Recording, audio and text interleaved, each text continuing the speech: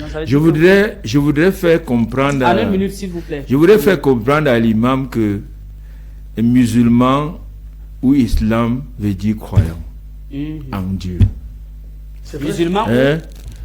Musulman ou islam? Musulman Oui. ou islam, c'est croyant en Dieu. En Dieu.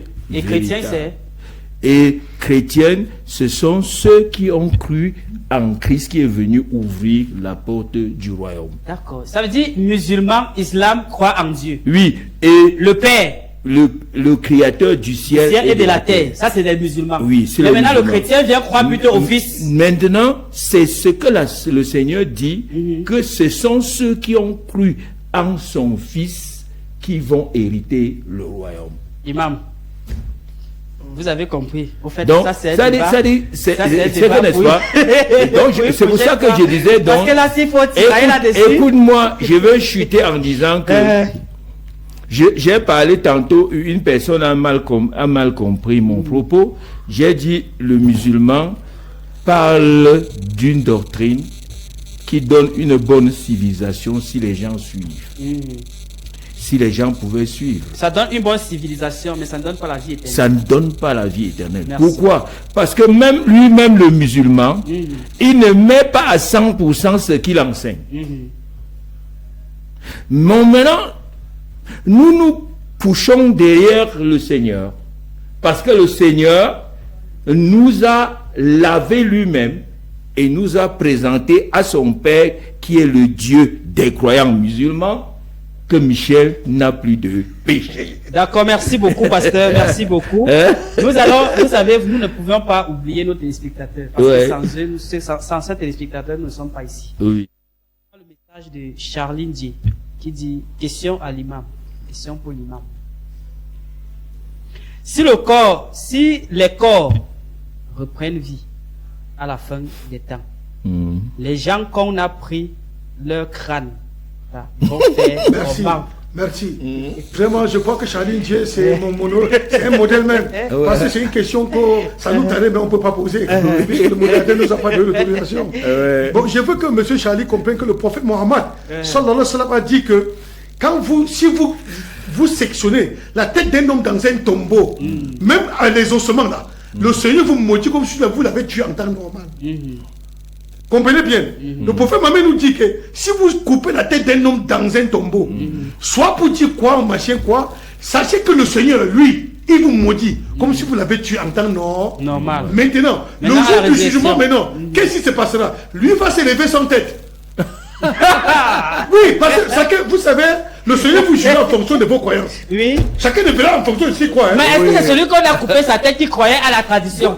Parce que moi, je peux être chrétien. Non, je peux être chrétien aujourd'hui, demain je meurs, on dit que on peut enlever mon crâne. Je peux vous surprendre. Oui. Sachez que le Seigneur garantit aux pieux et aux croyants sa protection même dans ta mort. On ne te touche pas. Si on t'a touché, c'est que tu étais à part entière avec ça. Vous comprenez, mon frère? Et quand il va ressusciter sa tête, non, il va se retrouver sans tête. Oui, qu'est-ce qui se passe? Et il va s'élever, aller vers le Seigneur sans tête, réclamer. Le Seigneur dit, c'est pas moi, retourne demander à ceux qui ont coupé. Et il y aura la possibilité de retourner. Ça va retourner où? C'est pour dire que c'est le châtiment qui commence. Vous comprenez? C'est le châtiment. Puisque c'est lui, le Seigneur, qui nous avait donné la vie. Excusez-moi. C'est lui qui nous a donné la vie. C'est lui qui doit décréter la mort ou la vie de chacun de nous. Ce n'est pas toi. Tu dois pas commencer à penser ta part. C'est un peu comme les Tibétains qui pensent aujourd'hui que si quelqu'un meurt, on va lui exposer quelque part. Ça vous ne connaissez pas, moi je maîtrise bien ces sectes. C'est les Tibétains, c'est ce qu'on appelle, ils ont ce qu'on appelle le taoïsme bouddhisme. Vous comprenez? C'est la religion des Tibétains. Ils ne font pas le bouddhisme. C'est le taoïsme, une partie de fragmentation des bouddhistes. C'est-à-dire quand vous mourrez chez eux, il y a un endroit dehors, on vous expose, le vautour vous mange. S'il vous mange, c'est que vous avez eu la résurrection. C'est que vous avez votre réincarnation est possible. Et si le vautour ne vous mange pas, c'est que vous errez. Sinon, votre âme est dans le vide. Merci, Imam. Merci. Pasteur, en 30 secondes. Est-ce que vous validez le fait que quand on a coupé ta tête à la résurrection, tu n'as plus de tête? En 30 secondes, s'il vous plaît. En réalité, est-ce que vous acceptez ça? Je n'ai pas étudié. Non, selon la Bible. Est-ce que si on a coupé ta tête, tu vas ressusciter avec le corps sans tête? Selon la Bible, oui. Je sais qu'il y aura résurrection. Et résurrection, donc, pour maintenant, ceux qui ont coupé la tête, on fait comment? Ceux qu'on a coupé la tête, ils viennent à ça, c'est une question que je veux demander à mes confrères pour que nous voyons. Mais je sais que, en réalité, selon le christianisme, est-ce que c'est la chair qui est aussi? C'est un corps de résurrection. C'est la même chair qu'on a enterrée là qui ressuscite. Oui, mais transformé, comme le corps du Seigneur Jésus. Pourquoi Dieu ne peut pas aussi transformer et donner la tête? Non, en fait, dis plutôt que pourquoi il ne peut pas rapprocher la tête du corps. Oui. Il peut le faire puisque c'est lui qui est capable de faire toutes choses. Ceux qui meurent en mer. Voilà. Ceux qui meurent en mer. Ils font comment, imam? Effectivement. Le musulman que l'eau a porté est parti avec qui part comment? Vous ne et le poisson a bouffé. Vous ne comprenez pas. On n'avait pas enlevé la tête pour rien, c'était une adoration. Et le Seigneur maudit tout ce qu'on adore hormis de lui. C'est pour ça qu'il est mis à l'épreuve ce jour. Parce qu'ils ont enlevé pour adorer. Regardez, je prends un exemple. Un jour, j'ai une citation islamique où un croyant avait commis trop de péchés. Dans sa Coran, il a dit, si je meurs, brûlez-moi. On l'a brûlé, ses enfants brûlés, j'étais dans la cendre. Le Seigneur a dit à l'ange Gabriel, ramène-le-moi. On l'a ramené intact. Le Seigneur a dit, mais pourquoi tu as décrété ça sur toi? En tant que croyant, il dit parce que j'ai commis trop de péchés et je ne voyais pas comment je veux venir devant toi avec. Il dit, tu as fait ça parce que tu me craignais. Il dit oui. Il dit à cause de ma crainte, je te le pardonne. Vous voyez? Mais parce que ce n'était pas un objet d'adoration. Merci beaucoup, ouais, imam. Merci. J'ai dit, à la prochaine fois, on va en parler. Parce que là, c'est un débat qui doit beaucoup prendre du temps. Il faut que le journaliste soit là pour défendre cette thèse. Oui. Il y a Kevin Biada qui dit, pour vivre chez lui, non? Je ne sais pas dans quel contexte, peut-être. Il y a Léry Fopa qui dit, Pantou TV, merci pour cette émission. Léry Fopa, je ne sais pas pourquoi depuis vous ne faites que rire. Je ne sais pas s'il y a des choses ici qu'on dit qui vous amusent plutôt. Et non, vous faites. S'il y a des choses, il faut dire. Parce que depuis là, je vois, vous ne faites que rire, Et c'est aussi bien parce que ça permet de comprendre que l'émission vous intéresse. Merci beaucoup. Il ne faut pas bien nous dire ici, c'est comme si c'est à la fin que le débat devient sucré. Réellement, c'est à la fin que le débat devient sucré. Parce que là, on comprend quand tu meurs, on coupe ta tête là, tu ressuscites sans tête, ça devient autre chose. Il y a Kevin Biada qui dit, l'imam doucement, non? Le père. L'imam doucement, non, le père. Et elle dit encore, s'il vous plaît, répondez de manière brève. Qu'arrive-t-il après la mort? Car je veux me préparer en conséquence. Pasteur, en 30 secondes, dites à Kevin, qu'est-ce qui arrive après la mort? On a déjà parlé de ce problème. On dit qu'après la mort, oui, il y a deux directions. Oui. Il y a le paradis. Oui, pour ceux qui ont pratiqué. Non. Il y a le paradis pour ceux qui sont sauvés en Jésus-Christ. En Jésus-Christ, oui. Et l'enfer. Et l'enfer pour ceux qui n'ont pas cru à la grâce. D'accord. Merci. J'espère que Kevin a compris les deux directions. Maintenant, c'est à toi de savoir si tu as cru, si tu es sauvé par Jésus-Christ. Et je voulais un peu soutenir ce que l'imam disait. Secondes. En réalité, si un imam pouvait pratiquer la loi dans la crainte de Dieu du début de sa vie jusqu'à la fin, il sera promis. Promis comment? Ça devait changer la loi de Dieu qui dit qu'on est sauvé que par la grâce. Attends, il n'ira pas en enfer. Pourquoi? Parce que il est jugé, il a dit que tous seront jugés selon leur croyance. C'est la Bible qui dit, oui, on est jugé par la croyance. Oui, on sera jugé selon nos croyances. Ça veut dire que si moi je crois au crâne et que je respecte mes crânes, je serai sauvé, puisque c'est ma croyance. C'est ta croyance, mais il sait. Le Seigneur, avant de venir, connaît qu'il n'y aura personne qui va respecter sa religion ou sa croyance. Personne. Je veux savoir, pasteur. Donc si le musulman, ça, c'est pour clôturer. musulman croit respecte sa religion, au jugement dernier, il est sauvé. Dieu le mettra au large. Mais s'il n'a pas respecté, au jugement dernier, il sera envoyé en enfer. Bon, la question qu'on doit poser à l'imam, qui a déjà pratiqué à 100% tous ces enseignements qu'il nous donne, et que ce sont des enseignements bien. Ça veut dire que pour l'imam, il faut aussi qu'il vienne, il soit sauvé par la... Bien sûr, les musulmans seront sauvés. Il a parlé que Jésus-Christ... Selon vous, oui, est-ce que celui qui pratique l'islam peut être sauvé? Bien sûr, pourquoi pas? Il y a les imams aujourd'hui qui sont sauvés. Sont sauvés comment? Après avoir été sauvés par la grâce, ou bien étant sauvés, étant toujours musulmans? Toujours musulmans. Ils sont musulmans. Oui, et ils sont sauvés. Mais ils ont compris le message de la grâce dans leur vie. Et ça a ramené le Saint-Esprit en eux. Mais est-ce qu'il y a une possibilité de comprendre le message de la grâce dans sa vie et rester musulman? Pourquoi pas? D'accord. Imam, il n'y a pas de possibilité qu'un chrétien soit sauvé selon vous? Bon, ce que je peux dire d'abord, oui, non, je peux dire que mon frère a parlé de la loi.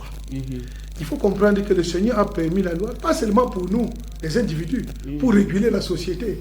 Une société sans loi, c'est une société perdue. Et c'est possible de respecter la loi, c'est possible. Toute la loi. C'est possible. Vous le faites? Non, je le fais. Toute la loi. Non, vous ne mentez pas, vous ne volez pas, vous ne... Je peux vous dire une chose. Vous n'insultez personne. Je peux vous surprendre. Oui. Il ne se met jamais en colère. Non, il faut comprendre, mes frères, que quand le Seigneur dit la loi, il y a d'abord le droit avant la loi. Nous restons dans la loi. Voilà. Est-ce que vous pratiquez toute la loi? Non, je veux vous dire que...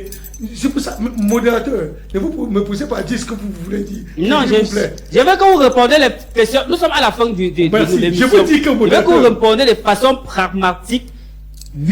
Oui, je respecte la loi. On respecte la loi. D'accord. Oui, c'est ce que je voudrais que vous dites. Parce qu'en expliquant, nous sommes à la fin. Surtout au début de l'émission, vous devez prendre votre temps d'expliquer. Donc, pourquoi il n'y a pas réincarnation? Il y a plutôt renaissance chez les Bamileke. En 30 secondes, s'il vous plaît, soyez rapide. Merci. Non, chez nous, il n'y a pas de réincarnation chez nous parce que ça ne fait pas partie de notre croyance. Non, vous avez dit chez les Bamileke. Chez les Bamileke, on parle de renaissance. Oui. Parce que le Bamileke, venant du côté d'Israël, d'Éthiopie, l'Égypte, pour arriver ici, pensait dans sa façon que si quelqu'un décédait, il va renaître par un autre enfant. C'est-à-dire, vous allez voir, on dit que tel a accouché, c'est tel qui est revenu. Oui. C'est la renaissance dans leurs croyances. Oui. Si la réincarnation n'existe pas dans nos croyances, nous, Bamileke. Et il faut pas, c'est pour ça que, mon directeur, je vous ai dit, ne relativisez pas les croyances. Et dit croyances africaines, non. Les Africains n'ont pas les mêmes croyances. Les mêmes croyances. Oui. Non, on parle Bamileke. Oui. Je pense qu'il faut recentrer. Parce que si notre frère parle de la réincarnation, c'est qu'il est arrivé très loin. C'est qu'il n'est pas plus de la tradition Bamileke. Moi, je l'ai étudié. Oui, je connais nos traditions. Si je ne le fais pas, c'est parce que moi, j'ai jugé des trucs qui ne tiennent pas. Et je m'écarte. Mais s'il faut dire la vérité de ça, je le dis. Parce que une vérité, voilà le croyance. Donc chez nous, on ne croit pas qu'un homme est mort, il est revenu. Non. Quand un homme mourait chez nous, si on accouche un bébé dans ce coin-là, on dit le voilà qui est réveillé par la croyance du Bamileke. C'est pourquoi chez les Bamileke, on dit souvent que quand tu nommes quelqu'un, il lui ressemble. Il lui ressemble. Parce qu'on dit et on lui a accouché. Voilà. C'est la renaissance. Dans la culture Bamileke. Le Bamileke croit plutôt qu'on a rené la personne. D'accord. Merci. Il ne croit pas parce que la réincarnation, c'est autre chose. Quand il va arriver là, on va expliquer qu'est-ce que la réincarnation et qu'est-ce que la religion, puisqu'on n'a même pas étayé ça. Oui. On va revenir sur ça. C'est un thème qui va très long. Mais la réincarnation, j'ai dit, ceux qui croient à la réincarnation, à la base, n'ont rien compris parce que le monde commence au départ par 2 personnes. Et nous sommes 8 milliards d'habitants. Voilà. Donc si on devait parler de la réincarnation, c'est qu'au début du monde, il y avait les 8 milliards et que ça revient, et que ça revient. Le taux reste stable. Merci. D'accord. Merci beaucoup. Gaël Carmeni, j'espère que tu as au moins eu quelques éclaircissements. Mais je rassure que cette question reste encore en suspens. Parce qu'il ne faudrait pas que nous disions que cette question a été répondue. Nous devions rester d'abord. On va revenir. Oui, la prochaine fois, Quand il y aura le traditionnalisme, important. parce qu'il faudrait qu'il va nous dire pourquoi il parle de la réincarnation. Et là où il a trouvé ça. Et où est-ce qu'il tire des enseignements. Ok, merci beaucoup à nos nombreux téléspectateurs. Imam, vous étiez en train de finir. Oui, j'ai en train de finir en disant que vraiment, ce que je peux dire aux gens, c'est que il faut comprendre que le Créateur nous a envoyés sur terre pour l'adorer lui et développer le principe fondamental de la foi, qu'il n'existe pas de divinité vraie qui mérite d'être adorée à part lui, et c'est quartier de l'idolâtrie. Parce qu'on n'adore pas le Seigneur dans l'idolâtrie. Il déteste ça à feu. Si tu adores le Seigneur 100 000 ans comme le diable, Satan est un bon adorateur. Mais il a commis une injustice dans son adoration. Il est devenu mécréant. Une seule injustice dans la société, il ne fait pas ça. Alors le Seigneur dit, même la Bible ne nous contredit pas, dans Isaïe, le Seigneur dit que je suis seul. Tu dois m'adorer seul. Tu ne vas pas me mélanger avec un ange dans les cieux ou un prophète sur la terre. Car je suis jaloux. Il ne veut pas qu'on lui mélange. Donc, toute personne qui adore le Seigneur, tout en lui associant avec même un prophète, même l'ange Gabriel, tu es impie. Parce qu'ils n'ont pas de pouvoir dans sa royauté. Aucune créature n'a le pouvoir dans sa royauté. Tu dois le purifier comme il est et le laisser dans sa nature et le purifier de tout ce qui est adoré hormis de lui. C'est ce que le Seigneur nous demande. Si tu le fais comme ça, sache que tu es le bienvenu devant lui. Tu es soumis. D'accord. Imam, bon numéro de téléphone. Je réponds au standard orange de 696 55 12 63, 696 55 12 63, 6 74 09 27 31, 6 74 09 27 31. D'accord. Merci beaucoup, pasteur. Votre dernier mot. Mon dernier mot, c'est que en réalité, Dieu a créé le monde parce qu'il aimait le monde. Il aimait sa création. Et il aime sa création.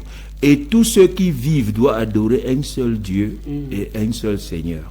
C'est pourquoi il est bien écrit, Dieu est esprit. Il faut que ceux qui l'adorent en esprit et en vérité. Donc, le Seigneur de toute la génération a vu que aucun homme ne peut l'adorer comme il veut s'il n'a pas l'esprit de Dieu lui-même.